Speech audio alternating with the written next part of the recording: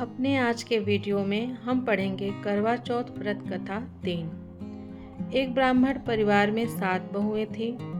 6 बहुओं के मायके वाले बहुत अमीर थे, इसी कारण ससुराल में उनका बड़ा मान था। परंतु छोटी के मायके में कोई न था। वह घर का सारा काम काज करती, सबकी सेवा करती, पर कोई भी उससे प्यार नहीं करता। सभी दुत्कारते रहते। 30 त्योहारों पर भी जब उसके मायके से कोई न आता तो वह बहुत दुखी होती। हर वर्ष की तरह इस वर्ष भी करवा चौथ का व्रत आया। अन्य बहुओं के मायके से उनके छोटे भाई करवा लेकर आए, पर छोटी के मायके में यदि कोई होता तो करवा भी लाता। सास भी छोटी को ही खरी खोटी सुना रही थी। वह दुखी हो घर से निकल पड़ी और जंगल में जाकर रोने लगी। एक नाग बहुत देर से उसका रोना सुन रहा था। अंत में वह अपने बिल से निकल आया तथा छोटी बहू से पूछने लगा, बेटी क्या बात है, तुम रो क्यों रही हो? छोटी बहू बोली, आज करवा चौथ है, मेरा कोई भाई नहीं है। यदि मेरा कोई भाई होता तो आज जरूर करवा लेकर आता। नाग को छोटी बहू पर दया आई। नाग ने कहा, बेटी तुम घर चलो, मैं अभी करवा लेकर आता हूँ। थोड़ी देर बाद नाग ससुराल पहुंचा। ससुराल वाले इतना सामान देखकर चकित हो गए। सास भी प्रसन्न हो गई। सास ने प्रसन्न मन से छोटी बहू को नाग देवता के साथ भेज दिया।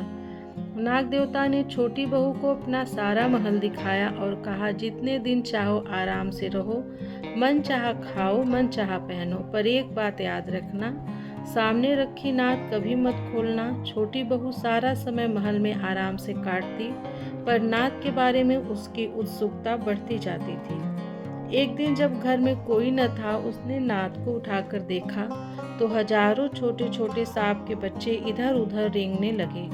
उसने जल्द ही नाद ढक दी। जल्दी में एक सांप की पूंछ नाद के नीचे आकर कट गई। शाम को नाग के आने पर छोटी ने अपनी गलती स्वीकार कर ली। नाग ने भी उसे क्षमा कर दिया। जब छोटी ने ससुराल जाने की इच्छा की तो उसे धन रत्न आदि देकर विदा किया। छोटी के ससुराल में अब उसकी बड़ी इज्जत होने लगी। जिस सांप की पूंछ कटी थी उसे सभी बंडा कहकर तंग करते थे।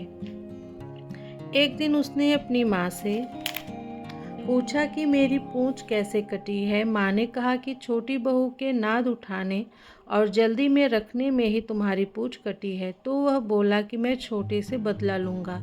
माँ के बहुत समझाने पर भी वह एक दिन चुपचाप छोटी के घर जा छुपा और मौका पाकर उसे काटने की सोचने लगा। वहाँ छोटी बहू और उसकी सास में किसी बात पर बहस हो रही थी, तो छोटी कसम खा खा कर कह रही थी कि मैंने ऐसा नहीं किया। वह कह रही थी कि मुझे बंडा भैया से प्यारा कोई नहीं है, उन्हीं की कसम खाकर कहती हूँ कि मैंने ऐसा नहीं किया। बंडा ने जब सुना तो सोचने लगा, जो मुझसे इतना प्यार करती है मैं उसे ही काटने आया हूँ। वह चुपचाप घर चला गया। माँ ने पूछा, ले आए बहन से बदला? वह कहने लगा, माँ बहन से कैसा बदला? तभी से बंडा भाई व छोटी बहन हुए। भाई प्रतिवर्ष चौथ के दिन करवा लेकर जाता, वह बहन बड़े प्यार से करवा चौथ का व्रत करती। जय हो करवा चौथ मैया की, जय हो शंकर भगवान पार्वती मैया की।